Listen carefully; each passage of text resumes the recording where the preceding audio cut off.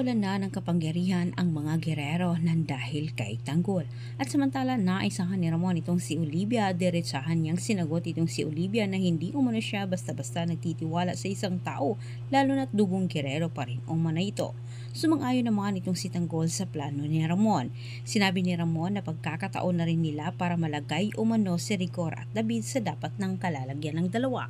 Todo paghahanda sila Ramon sa napaparating na halalan. Batid ni Ramon na may gagawing kababalaghan umano ang kanilang kalaban para mandaya. At samantala sa kabilang banda, personal nang makipagkita itong si Roberto dito kay Rigor.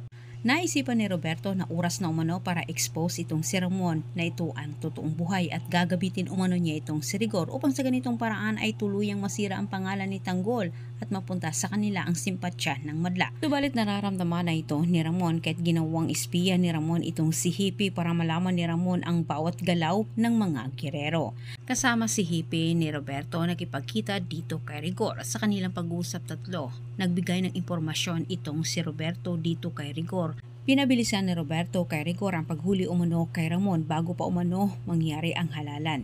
Sa walang pag-alinlangan agad namang tinimbrehan ni Hippie itong si Ramon patungkol ito sa plano ni Rigor at Roberto. Sinabi ni Ramon sa kabilang banda, batid na niya na ito ang gagawin umano ni Roberto. Samantala, maliwanag na para kay Tanggol bakit laging ipinagtanggol ni Julio itong si Olivia kay Ramon.